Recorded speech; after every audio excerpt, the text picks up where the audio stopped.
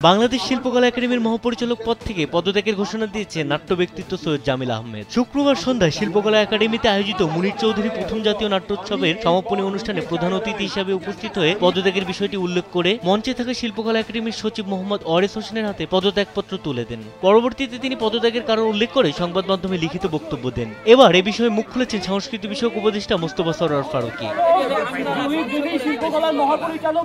লিখিত বক্তব্যে সৈয়দ জামিল আহমেদ লিখেছেন, উপদেষ্টা ও মন্ত্রণালয়ের অযাচিত হস্তক্ষেপ, আমলাতান্ত্রিক দীর্ঘসূত্রিতার জটিলতা, একাডেমিক সচিবকে ফোকাল পার্সন হিসেবে মনোনীত করে মহাপরিচালকের বিধিসম্মত দায়িত্ব পালনে বাধা প্রদান, বাজেট কর্তন, শিল্পকলার ভেতর থেকে ফাইল গায়েব করে দেওয়া, একাডেমির অভ্যন্তরে বিভিন্ন কর্মকর্তাকে প্ররোচিত করে কাজের পরিবেশ ব্যাহত করা এবং দুর্নীতিবাদ চক্রের নানা অপতৎপরতার কারণে শিল্পকলা একাডেমির মহাপরিচালক পদ থেকে ইস্তফা দিয়েছি।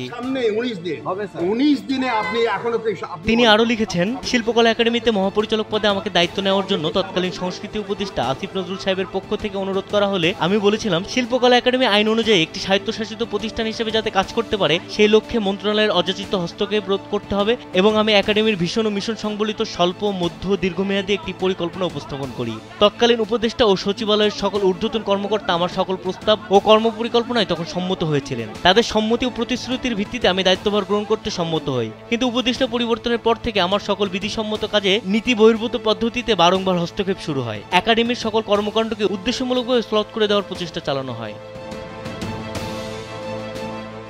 অনুষ্ঠান শেষে মঞ্চ থেকে নামতে শিল্পকলার কর্মকর্তা, কর্মচারী, সাংস্কৃতিক কর্মী সহ অনেকে তারা এই পদত্যাগের বিরোধিতা করেন। সেখানেও তিনি অবস্থানে অনড় থেকে নিজের আত্মপক্ষ ব্যাখ্যা করেন। সকলের অনুরোধের প্রেক্ষিতে দায়িত্বে ফেরার জন্য 4টি শর্ত দেন তিনি। এই শর্তগুলো মানা হলে তিনি সিদ্ধান্ত বিবেচনা করবেন বলে জানান। শর্তগুলো হলো, মন্ত্রণালয় থেকে শিল্পকলা একাডেমির কাজে কোনো রকম হস্তক্ষেপ করা হবে না। শিল্পকলাকে একটি স্বায়ত্তশাসিত প্রতিষ্ঠান হিসেবে কাজ করতে দিতে হবে। যদি শিল্পকলা আইনগত সমস্যা করে তবে পরামর্শ দেবে, কিন্তু হস্তক্ষেপ করবে না।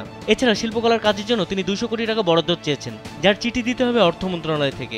শিল্পকলায় মন্ত্রণালয় থেকে কোনো ফোকাল পয়েন্ট থাকবে না, এটা নিশ্চিত করতে হবে। আর আদিবাসী বলার অধিকার থাকতে হবে। অনুষ্ঠানে সম্মানিত অতিথি হিসেবে ছাত্র জনতার অভ্যুত্থানে শহীদ আনাসের বাবা শাহরিয়া খান ও মা সানজিদা খান উপস্থিত ছিলেন। আনাসকে স্মরণ করে সৈয়দ জামিল আহমেদ বলেন, আনাসের মতো 1,500-এরও অধিক শহীদের রক্তের জন্য আমি দায়িত্ব নিয়েছিলাম। এই দায়িত্ববোধের জন্য আমি সবকিছু ছেড়ে দিয়েছি। ব্যক্তিগত জীবন ছেড়ে শতভাগ সময় শিল্পকলার জন্য কাজ করেছি। মন্ত্রণালয়ের কর্মচারীদের বোঝা উচিত, গণ অভ্যুত্থানের পরবর্তী সময়ে আমরা কাজ করছি। শিল্পকলা একাডেমির কর্মকর্তা, কর্মচারী ও শিল্পীদের ধন্যবাদ জানাই, কারণ তাদের ব্যাপক কর্মকাণ্ডের জন্য বন্ধুত্ব কাটিয়ে প্রচুর নাট্যচর্চা হচ্ছে, সারা দেশে উৎসবমুখর পরিবেশ সৃষ্টি করছে। আমি এখন সঠিক সময় বলে মনে করি, আর ভবিষ্যতে কাজ করা সম্ভব হবে না এখানে।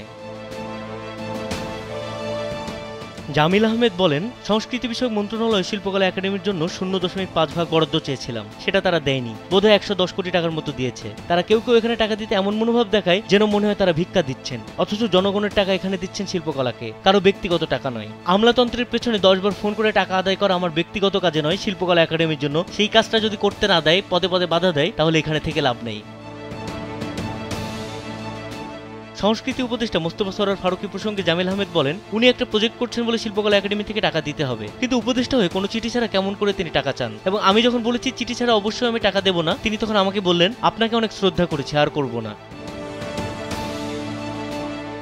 এ বিষয়ে অবশেষে মুখ খুললেন সংস্কৃতি উপদেষ্টা মোস্তফা সরোয়ার ফারুকী। শনিবার সামাজিক যোগাযোগ মাধ্যমে দেওয়া এক দীর্ঘ বক্তব্যে তিনি লিখেছেন, সৈয়দ জামিল আহমেদের কাজের একজন গুণমুগ্ধ আমি। সম্ভবত ওনার কাজ নিয়ে বাংলাদেশের কোনো পত্রিকায় ছাপা হওয়া সবচেয়ে বিস্তারিত লেখাটা আমি লিখেছিলাম।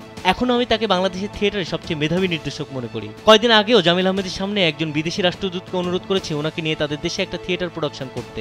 কিন্তু ভালো শিল্পী হওয়া আর আমলাতন্ত্রকে কনফিডেন্স নিয়ে প্রতিষ্ঠান চালানো দুই রকম। আর দ্বিতীয় কাজটা করার জন্য লাগে ধৈর্য এবং ম্যানেজারিয়াল ক্যাপাসিটি। কলিগদের বুলিং না করে ভালোবাসা এবং শ্রদ্ধা দিয়ে অনেক কাজ আদায় করে নেওয়া যায়। পাশাপাশি সরকারি প্রতিষ্ঠানে কাজ করতে গেলে কিছু কম্পোজার লাগে, সেটার সাথে কোনো একটা থিয়েটার দলের নির্দেশনা দেওয়া এক না। আমার ফিল্ম ইউনিটে আমি যা করতে পারি, একটা সরকারি প্রতিষ্ঠানে আমি তা করতে পারি না। জামিল আহমেদের পদত্যাগ বিষয়ে ফারুকী লেখেন, আমি জামিল ভাইয়ের নাটকীয় পদত্যাগ নিয়ে কথা বলতে চাচ্ছিলাম না, কারণ তাতে আমাকে এমন কিছু রেফারেন্স টানতে হবে যেটা তার জন্য অস্বস্তিকর হবে। আমি চাচ্ছিলাম না, কারণ আমি তাকে শ্রদ্ধা করি। উনার বলা অনেকগুলো কথা পুরো সত্য নয়, অনেকগুলো কথা ডাহা মিথ্যা। এমন কিছু কথা পরিস্থিতি ডিল করতে না পারার হতাশা থেকে বের হয়ে আসা বলে মনে হচ্ছে। শেষভাগে জামিল আহমেদকে শুভকামনা জানিয়ে লেখেন, আমি ওনার সর্বাঙ্গীন মঙ্গল কামনা করি। ওনার সৃজনশীল কাজে যে কোনোভাবে সহযোগিতা করতে পারলে মন্ত্রণালয় ধন্য হবে। আর আমি আমার দায়িত্ব ছেড়ে যাওয়ার পরও তার কোনো সাহায্য আসলে আনন্দিত হব, যদিও আমাদের দুজনের কাজের ক্ষেত্র আলাদা।